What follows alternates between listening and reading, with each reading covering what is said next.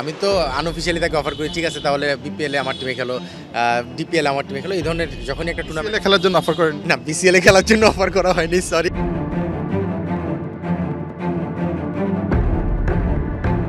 আমার মনে হয় সে যদি ওয়ার্ল্ড কাপের আগে এখনই টিমে ইনক্লুড হয় এবং সেইভাবে যদি তাকে আমরা সিস্টেমের মধ্যে নিয়ে আসি, নিশ্চিতভাবে ওয়ার্ল্ড কাপে আবারও কিন্তু একজন ইম্পর্টেন্ট প্লেয়ার হতে পারে।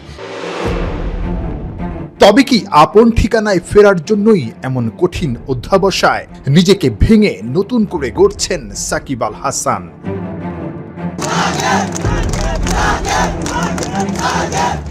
সরকার, বিসিবি, ইতিবাচক সব পক্ষই।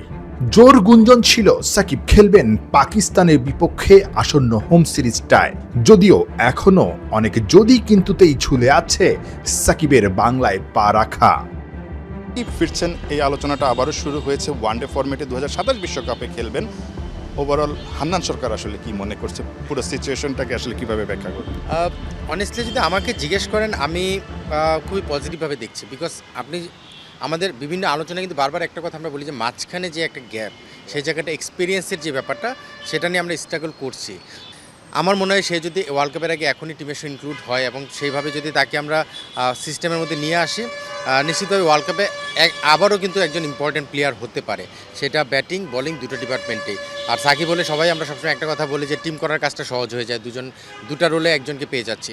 সো সেটার পাশাপাশি আমার মনে হয় যে অনেকে বলতে পারে ফিটনেস বা কিছু, আমি বিলিভ করি ব্যাটিং বোলিং ফিটনেসটা ক্রিকেটে যেটা দরকার সাকিবের যথেষ্ট ভালোই আছে। 10 ওভার বোলিং কি সে পুরো ফিট থেকে করতে পারছে? ব্যাটিংটাকে 100 মারার জন্য যে ফিটনেস দরকার সেটা কি সে মেনটেন করছে? তাহলে তো ব্যাটিং বোলিং ফিটনেস পেয়ে গেলে তো আমরা সাকিবকে পেয়ে যাচ্ছি। সো আমার মনে হয় যে ফিটনেস এখানে বিগ কনসার্ন না, এখানে কনসার্নটা হচ্ছে সাকিব নিজে কীভাবে চিন্তা করছে এবং আমাদের ক্রিকেট বোর্ড তাকে কিভাবে আমাদের টিমের সঙ্গে অ্যালাইনমেন্টে নিয়ে আসবে, সেই বিষয়গুলো সবগুলো মিলে গেলে আমার মনে হয় যে সাকিবকে পাওয়া দলের জন্য খুবই বাড়তি একটা পাওয়া হবে। আপনি তো সিলেক্টর ছিলেন হান্নান ভাই, এখন যদি সিলেক্টর থাকতেন আপনি সাকিবকে পিক করতেন?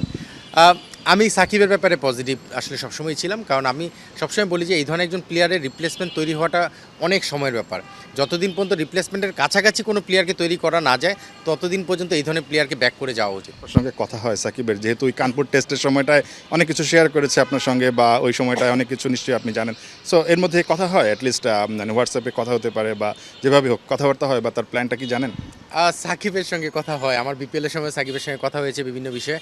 সাকিবের সঙ্গে কথা হয়, ইভেন তামিমের সঙ্গে আমার প্রচুর কথা হয়। মানে তামিম সাকিব এদের সঙ্গে, যেহেতু এরা খেলার ইস্যুতে কি বলছেন? সাকিব খেলার হিসেবে সাকিব তো খেলতে চাই, বেসিক্যালি তার তো দেশে আসার ইচ্ছা আছে, খেলার ইচ্ছা আছে।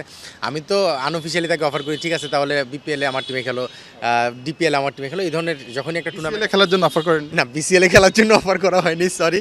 বাট যদি এর মধ্যে দেশে আসে, আমরা বিভিন্ন জায়গায় শুনছি যে দেশে আসতেও পারে, যদি আসে আর আমার টিমে যদি মনে করে যে সে খেলবে, বোর্ডও যদি তাকে অ্যাপ্রিসিয়েট করে, অবশ্যই ওয়াই নট।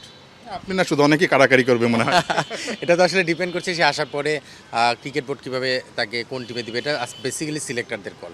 বাট আমার মনে হয় যদি আসে এবং যদি খেলার জন্য রেডি থাকে, খেলতেও পারে। নাহিয়ান বিন জসিম, ৭১।